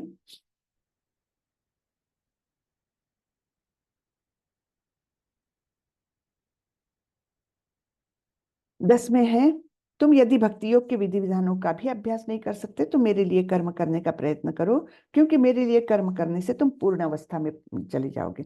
किंतु यदि तुम इस भावनामृत में कर्म करने में भी असमर्थ हो, यानी निष्काम कर्मयोग करने में असमर्थ हो, तो तुम अपने कर्म के समस्त फलों का त्याग कर कर्म करने का तथा आत्मस्थित होने का प्रयत्न करो, सकाम कर्म।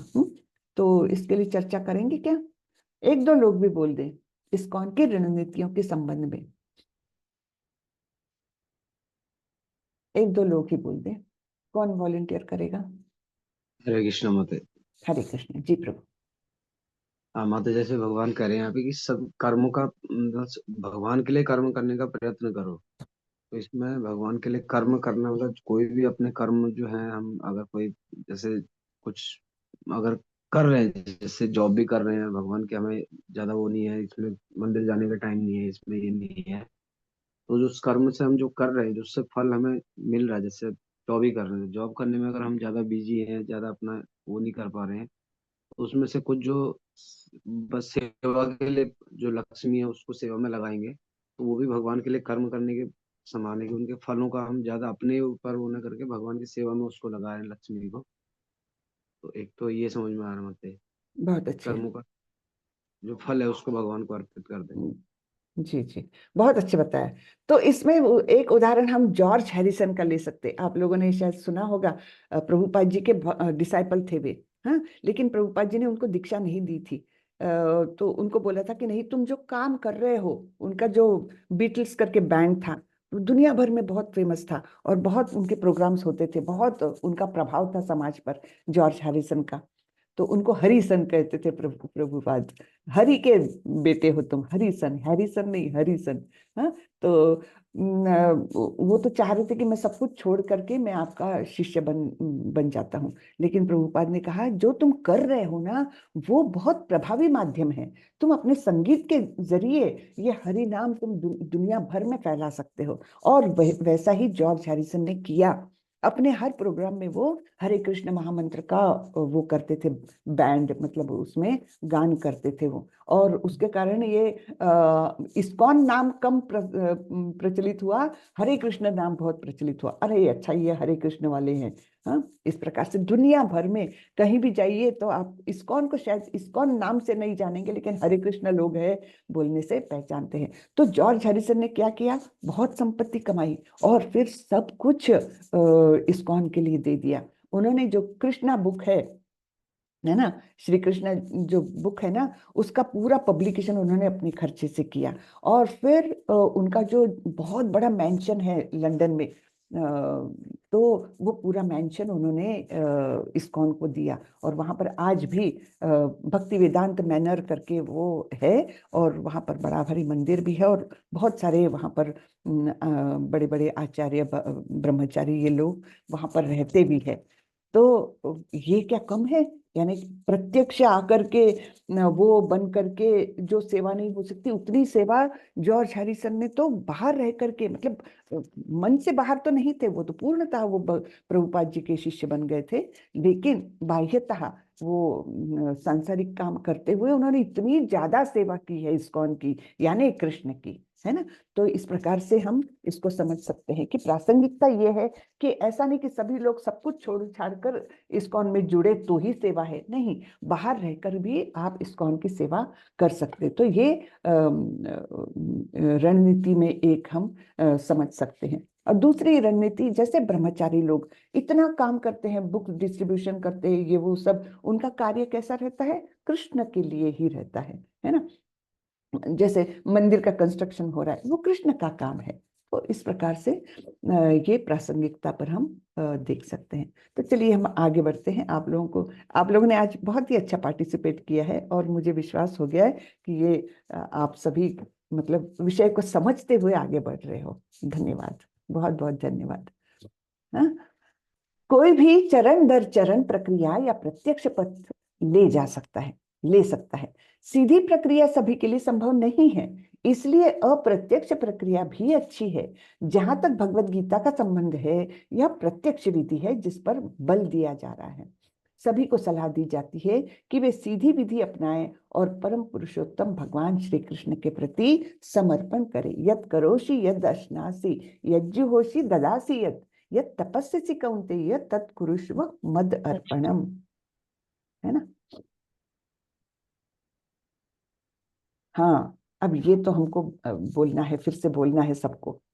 एक गुणवत्ता चुने, यानी ये कौन सी गुणवत्ता है, जो 12 से लेकर 20वें श्लोक तक के गुण बताए हैं भगवान ने, बहुत सारे गुण बताए हैं, उसमें से एक गुणवत्ता चुने जिसे आप चुनौतीपूर्ण मान रहे हैं। अब जैसे देखिए 13 से लेकर ना, अद्वेष्टा सर्वभूतानां मैत्रः करुण एव च निर्ममो निरहंकार समदुःख सुख क्षमी संतुष्ट सततम योगी यतात्मा दृढ़ निश्चया मय्यर्पित मनोबुद्धिर यो मद्भक्त समे प्रियः। तो ये बहुत सारे गुण दिए हैं, 20वें श्लोक तक के ये गुण दिए हैं। तो ऐसे गुण चुने जो आपको अपनाने में सबसे ज्यादा कठिन लग रहे हैं। ठीक है, बहुत अच्छा डिस्कशन है ये भी। तो इस पर प्रभुपाद की टिप्पणियां पढ़े और साथी के साथ चर्चा करें कि कैसे इसे विकसित किया जा सकता है। तो जैसे एक उदाहरण के लिए मैं पहला ही ले लूं, अद्वेष्टा, किसी से भी द्वेष नहीं करना है। तो कोई ये सामान्य बात तो है नहीं, है ना। तो द्वेष तो होगा, तो उसको एंटीडोट क्या है, यानी मेरे मन में द्वेष तो है, अभी भी मौजूद है। तो फिर हमको ये देखना है कि किस प्रकार मैं प्रयत्न पूर्वक इस दोष को मैं निकाल सकूं, अद्वेष्टा कैसे बन जाऊं, ये गुण कैसे विकसित करूं। तो बार बार मुझे ये समझना होगा कि सामने वाला भी, उससे मैं द्वेष क्यों करूं, वो भी तो भगवान का अंश है, और वो भी तो तीनों गुणों से प्रताड़ित है। वो भी तो तीनों तापों से प्रताड़ित है, और उसकी भी इतनी लंबी अनेक अनेक करोड़ों जन्मों की उसकी यात्रा हुई है, इसलिए उसके आत्मा पर अलग संस्कार है। मेरी यात्रा अलग रही है, मुझ पर अलग संस्कार है, तो फिर मैं क्यों उससे द्वेष करूं? क्योंकि हम दोनों अलग अलग यात्री है, अलग अलग रास्ते से आए हुए हैं। अभी आमना सामना हुआ तो क्या हुआ? हाँ, तो इस प्रकार से सोच करके, और भगवान का अंश सभी जीवों में है, इस प्रकार का हर बार याद करके मैं ये द्वेष भावना को दूर कर सकती हूँ।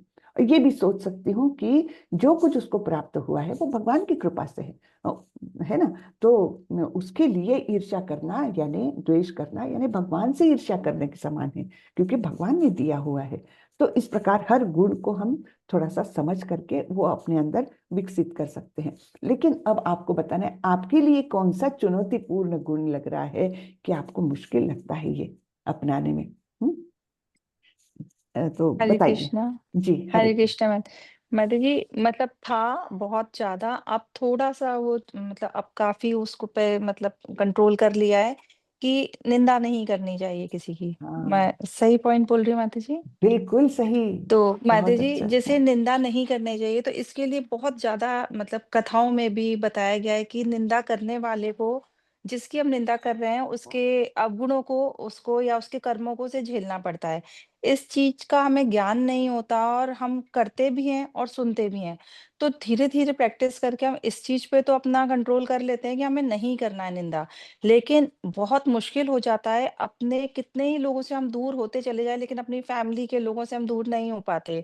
और जब आपस में कुछ भी प्रॉब्लम होती है तो वो बड़ा ही स्वाभाविक है कि बहुत ही क्लोज आपका रिश्तेदार या आपका परिवार का जन दूसरे ही किसी बहुत क्लोज के बारे में कुछ बोलता है। और कई बार आप चाहते हुए भी मतलब उसे हर वक्त ज्ञान नहीं दे सकते, तो ये चीज बहुत चुनौतीपूर्ण है। कि हर वक्त उसको ये समझाना, मतलब एक बार तो आप समझा सकते हैं लेकिन बार बार ये बोलना कि नहीं ये नहीं करना है, क्योंकि जो लोग भक्ति मार्ग में नहीं है वो इस चीज को नहीं समझ पाते। मतलब मुझे तो ये बोला गया कि अरे हम इसके बारे में बात ही नहीं करेंगे, फिर हम बात क्या करें? तो इतना तक है कि फिर हम बात क्या करें, फिर तो बात ही यहीं पे खत्म हो गई। तो हमें तो किसी के बारे में बात करनी है, तभी तो बात आगे बढ़ेगी। तो ये बहुत चुनौतीपूर्ण लगता है कि, और बहुत। इस पर कंट्रोल करने में मतलब मुझे लगता है बहुत बहुत ही शुद्ध भक्ति में आने पर शायद हो जाए। लेकिन कभी कभी हम भी ऐसा कर जाते हैं कि हमें बहुत गुस्सा आ जाती है या कुछ हो जाता है, तो हम नोटिस तो करते ही हैं, मानसिक रूप से तो उसकी निंदा करते ही हैं, या कहीं ना कहीं तो बोल ही देते हैं और सुन तो लेते ही हैं माता जी। बहुत अच्छे माता जी। ये सही में ये बहुत कठिन है निकालने में, खास करके जब हम बाकी परिवार के लोग अगर भक्ति में नहीं है, तो फिर ऐसे समय में ये वातावरण बिल्कुल हो जाता है। वो आपको अपने मन से ही कंट्रोल करना है। एक बात मैं बोलना चाहूंगी, आप दूसरों को मत बोलिए कि निंदा मत करिए, आप मत सुनिए, आप उस जगह से उठ के चली जाइए, तो आपकी जी। मनस्थिति ठीक रहेगी। जी हाँ, माता आप जी, दूसरों जरूर। को बोलेंगे, दो लोग हमारी हंसी उड़ाते हैं, तो उसमें पढ़ना ही नहीं, फिर हमको किसी भी बहाने से दूसरी जगह चले जाइए थोड़ा सा। हाँ, मत सुनिए उसको। जी ये जी उसका माता जी। एक मार्ग है बस। हरे कृष्ण, बहुत अच्छे। और कौन बताएगा? हरे कृष्ण। कोई भी बताइए गुण इसमें से जो भी।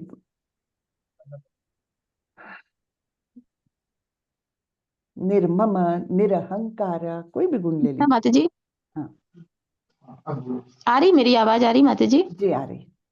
सारे स्पीकर पे था फोन तो।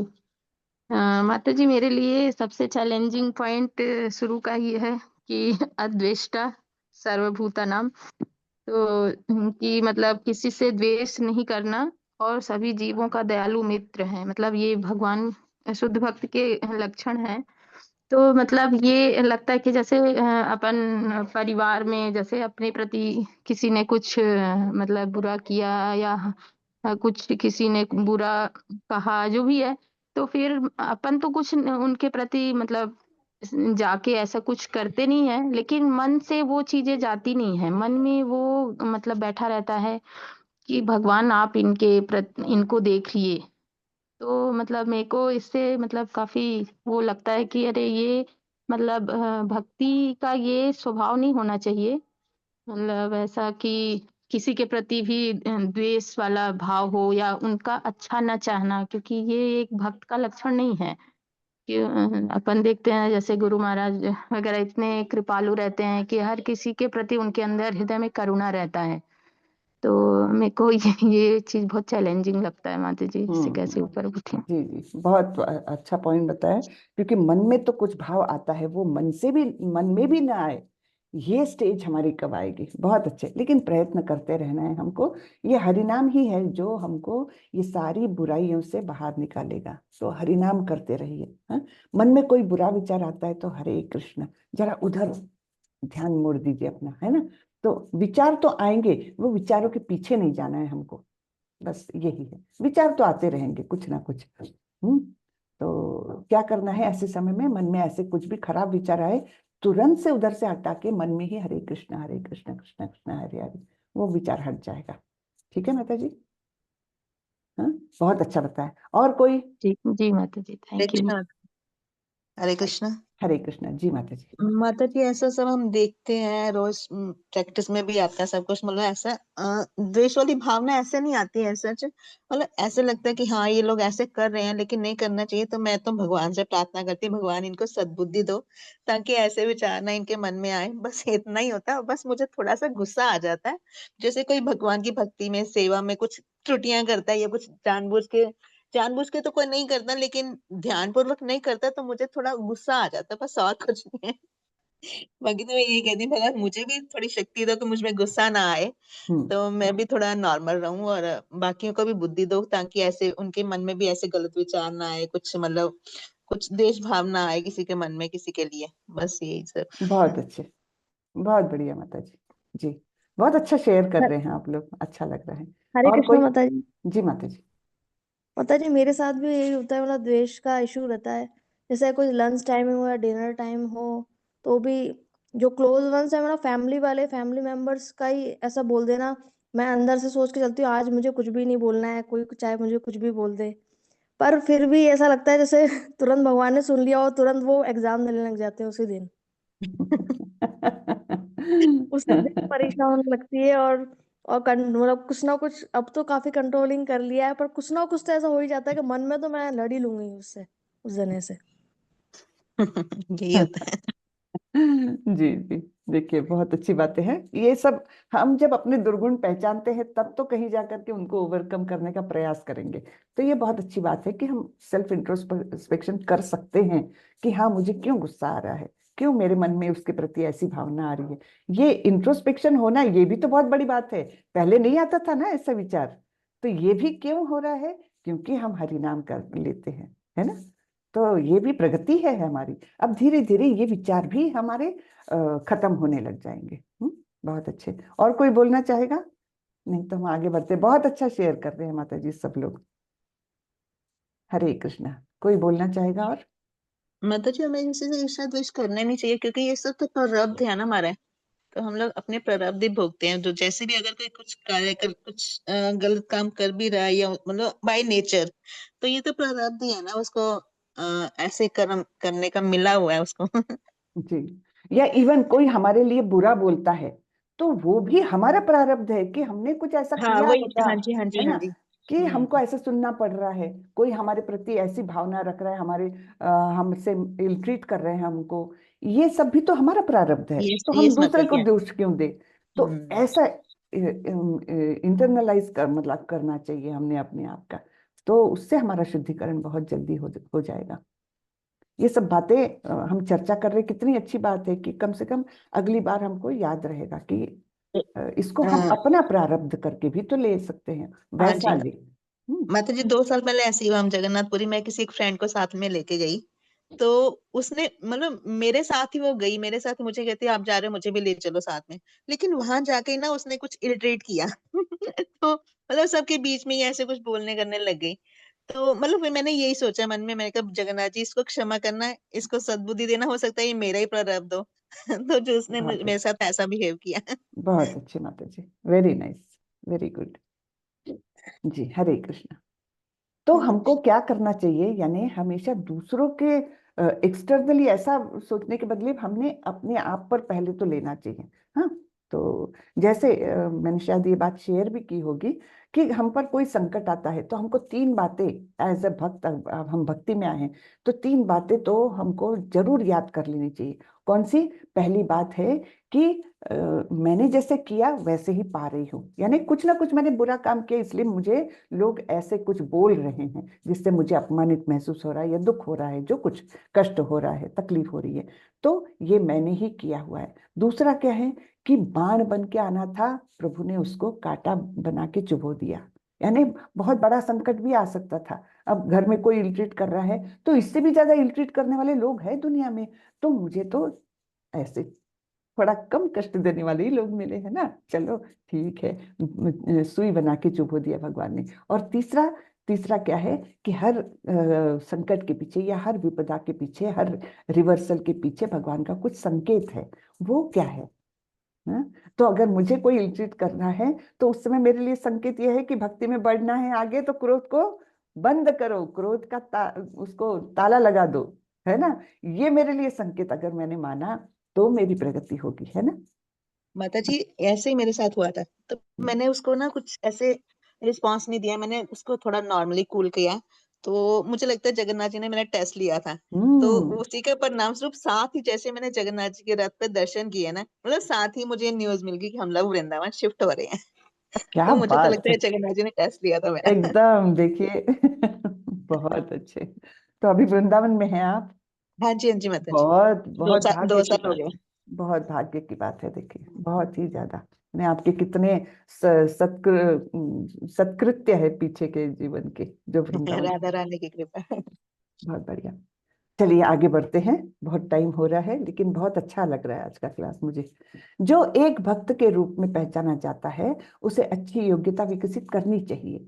बेशक वह इन योग्यताओं को हासिल करने के लिए बाहरी प्रयास नहीं करता, लेकिन कृष्ण भावनामृत और भक्ति सेवा में संलग्न होने से उन्हें स्वतः ही उन्हें विकसित करने में मदद मिलती है। जैसे हम अपना ही उदाहरण देखें तो हम में कितना परिवर्तन आया है। 5 साल पहले हमारा क्या व्यक्तित्व था और आज क्या है, बहुत चल के आए हैं हम लोग, लेकिन आगे भी बहुत ज्यादा है रास्ता।